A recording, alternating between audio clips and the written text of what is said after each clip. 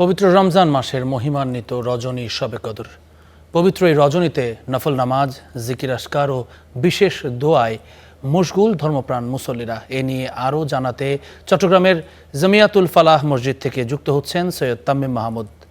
তামিম, মসজিদে মুসল্লিদের কেমন উপস্থিতি দেখছেন? ইতোমধ্যেই আমরা দেখছি যে ৮টা ছুঁই ছুঁই ঘড়ির কাঁটা।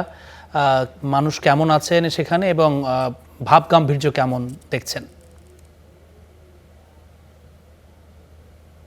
সারা দেশের মতো চট্টগ্রামে কিন্তু ভাবগাম্ভীর্যের মধ্যে দিয়ে কিন্তু এই যে পবিত্র শবে বরাতের যে আনুষ্ঠানিকতা সেটি শুরু হয়েছে। মাগরিবের নামাজের পর থেকে আমরা দেখেছি ধর্মপ্রাণ মুসল্লিরা কিন্তু মসজিদে আসতে শুরু করেছেন এবং তারা কিন্তু এই মসজিদে এসে জিকির আজগারের পাশাপাশি কোরআন তেলাওয়াত এবং নানা ধরনের নামাজ, যে নফল নামাজ, নফল ইবাদত আছে সেগুলো কিন্তু তারা পালন করছেন। এবং আমরা দেখেছি যে মসজিদগুলো থেকে কিন্তু বিভিন্ন ধরনের দুরূদ শরীফ পাঠ করা হচ্ছে এবং মুসল্লিদেরকে এই যে শবে কদরের যেই ফজিলত, সেই ফজিলত কিন্তু বর্ণনা করা হচ্ছে।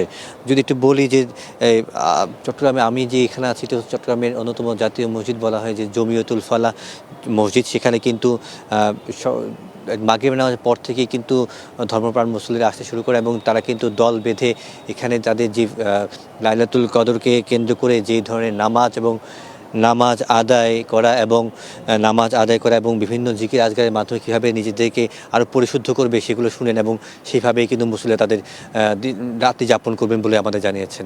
এই ছিল চট্টগ্রামের জমিয়তুল ফালাহ থেকে আমার কাছে সবশেষ সংবাদ। জেবলিন, অনেক ধন্যবাদ আপনাকে তামিম।